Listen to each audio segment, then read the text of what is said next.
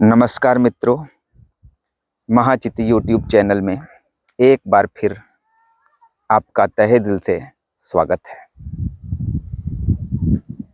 अभी हम एक ऐसे स्थल पर खड़े हैं जहां चारों ओर पलाश पुष्पों की सुषमा बिखरी हुई है और ऐसा लग रहा है वातावरण मानो अग्नि से भर गया है।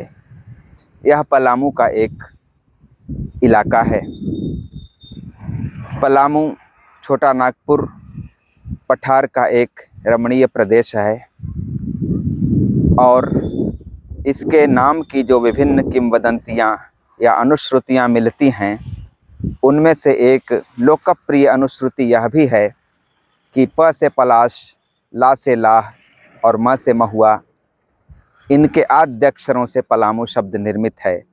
हालांकि एक अनुश्रुति यह भी मिली है कि पला यानी पाला और मऊ यानी मृत्यु, जहाँ पाला से निर्जन या मृत इलाका कोई है वो पलामू है। और कुछ लोग इसे पालना से भी जोड़ते हैं कि यह पालने वाला प्रदेश है। पलामू का जो ऐतिहासिक साक्ष्य है वह मुगल काल से ही मिलना शुरू होता है और उसके पहले कुछ प्रागैतिहासिक अनुश्रुतियां हैं। पीछे जो पलाश पुष्पित दिख रहा है उसे लेकर मुझे साहित्य और संस्कृति के सुरम्य गहन वातावरण में कुछ देर के लिए विचरने की इच्छा हो रही है। पलाश को किंशुक भी कहते हैं, टेसु भी कहते हैं, ढाक भी कहते हैं। आपने कहावत सुनी होगी, ढाक के वही तीन पात। इसके अलावा भी विभिन्न देशी भाषाओं में इसके कई नाम हो सकते हैं। किंशुक नाम जो है उसकी व्युत्पत्ति को थोड़ा सा हम रसास्वादित करें। किम शुक, किम मतलब क्या, शुक मतलब तोता या सुग्गा। क्या यह सुग्गा है? पलाश को आप फूले हुए यदि देखें तो वह सुग्गे की चोंच की तरह दिखाई देता है। और यह दोहा आपने सुना होगा संभवतः, जिसमें भ्रांतिमान या भ्रम अलंकार है। एक भंवरा उड़कर तोते के चंचू को पलाश समझकर उस पर बैठ गया और तोता समझ रहा है कि कोई जामुन का फल है और वह उसे पकड़ना चाह रहा है। परत भ्रमर शुक तुंड पर,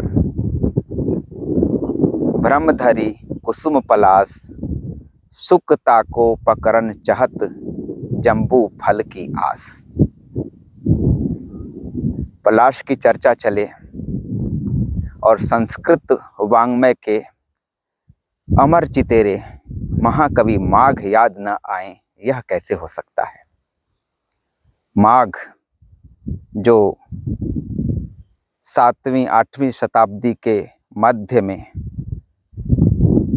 राजस्थान और गुजरात के किसी सीमावर्ती इलाके में पैदा हुए थे, ऐसा विद्वान लोग कहते हैं। उनका विश्व प्रसिद्ध काव्य महाकाव्य शिशुपाल वधम है। और संस्कृत साहित्य में महाकाव्यों को लेकर जो अलग अलग समूह बने हुए हैं, उनमें एक समूह है बृहत्त्रयी। बृहत्त्रयी में 3 महाकाव्य हैं, भारवीकृत किरातार्जुनीयम, माघकृत शिशुपाल वधम और श्रीहर्षकृत नैषध चरितम। बृहत्त्रयी कहने का मतलब है कि ये बहुत छोटी विषय वस्तु को अत्यंत काव्यात्मक विस्तार के साथ चित्रित करने वाले महाकाव्य हैं। जैसे शिशुपाल वध जैसी भागवत या महाभारत की छोटी सी घटना को लेकर 20 सर्गों का विशाल महाकाव्य माघ ने लिखा। और ये बृहत्त्रयी के तीनों महाकाव्य श्री शब्द से शुरू होते हैं। जैसे माघ का यह महाकाव्य श्रियः पति श्रीमति शासितुम जगत जगन निवासो वसुदेव सद्मनि वसंत दर्शावतरंत मंबरात हिरण्य गर्भांग भुवम मुनिम हरि। नारद जी द्वारका में स्थित वसुदेव के घर में कृष्ण हैं, उनसे मिलने के लिए आकाश मार्ग से उतर रहे हैं। इस चित्रण से यह महाकाव्य शुरू होता है। वे शिशुपाल के आतंकों की चर्चा करके उसके वध को अवश्यम भावी बताते हुए श्री कृष्ण से अनुरोध करते हैं और श्री कृष्ण वहां से यात्रा करते हैं, कुरुक्षेत्र की ओर चलते हैं। रास्ते में रैवतक पर्वत पड़ता है।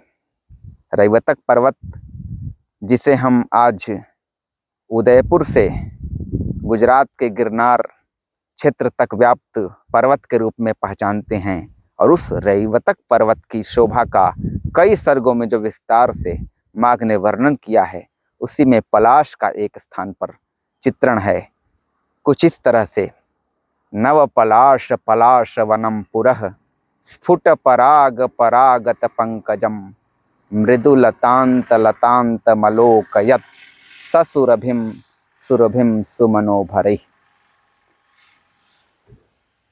इसका सरल अर्थ यह है कि वसंत ऋतु व्याप्त हो रही है और श्री कृष्ण रैवतक पर्वत की शोभा को निहार रहे हैं। वे नए पत्तों से युक्त पलाश वन को देख रहे हैं और परागों से भरे हुए खिले हुए कमलों को देख रहे हैं। उन लताओं को देख रहे हैं जो गर्मी से मुरझा गई हैं और विभिन्न प्रकार के पुष्पों की सुरभि से युक्त वसंत ऋतु का इस प्रकार वे अवलोकन कर रहे हैं। इस पद्य में यमक अलंकार है। पलाश 2 बार, एक पलाश का अर्थ पलाश तरु और दूसरे पलाश का अर्थ पत्ता। नव पलाश नए पत्तों से युक्त पलाश वनम। इसी तरह से पराग 2 बार, एक पराग का मतलब पराग मकरंद और एक है परागत, पराग से परागत यानी पराग से संयुक्त जो पंकज है उसकी चर्चा है। तो यमक अलंकार का यह बहुत अच्छा उदाहरण है। जैसे हम लोग हिंदी में वरदे वीणा वादिनी वरदे में भी यमक अलंकार देखते हैं, या कनक कनकते 100 गुनी मादकता अधिकाय वाले दोहे में यमक अलंकार देखते हैं। पलाश की चर्चा सतपुड़ा के घने जंगल शीर्षक प्रसिद्ध कविता में भवानी प्रसाद मिश्र ने भी की है। सतपुड़ा के घने जंगल नींद में डूबे हुए से ऊँघते अनमने जंगल। झाड़ ऊंचे और नीचे चुप खड़े हैं आंख मीचे, घास चुप है काश चुप है मूक साल पलाश चुप है। बन सके तो धंसो इनमें धंस न पाती हवा जिनमें। इसी प्रकार से एक लंबी कविता है जिसे आप में से कई ने स्कूल के पाठ्यक्रम में किसी न किसी कक्षा में अवश्य पढ़ी होगी। पलाश के बारे में एक अनुमानित व्युत्पत्ति कहीं कहीं यह भी मिलती है कि पल जोड़ अश, पल का मतलब मांस, अश मतलब भोजन। ऐसा लगता है कि कोई मांस खंड है और इस पेड़ ने उसे भोजन के रूप में धारण किया है। पलामू के नाम करण को लेके जो किंवदंती है पलाश, लाख या लाह और महुआ, तो उसमें एक तरु महुआ भी है। महुआ जिसके फूल जब गिरते हैं तो उसके रस को लोग चूसने के लिए काफ़ी रोमांचित होकर इकट्ठा करते हैं। उस फूल का बहुत उपयोग होता है और पलामू के जनजीवन में महुए का या आदिवासी संस्कृति में महुए का और पलाश का बहुत व्यापक उपयोग है। पलाश का नवग्रहों के संदर्भ में चंद्र की लकड़ी के रूप में भी महत्व है और यहाँ की जनजातीय संस्कृति में पलाश और महुए का बहुत धार्मिक और सांस्कृतिक महत्व है। महुए की याद आती है तो एक कहानी जो जयशंकर प्रसाद की पुरस्कार है, आप याद कीजिए,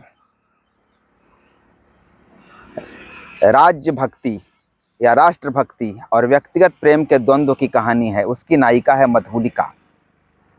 उसके नाम में ही महुए की अनुगूंज है और मगध का निर्वासित राजकुमार अरुण उससे जब मिलता है तो वह जहाँ सोई है वह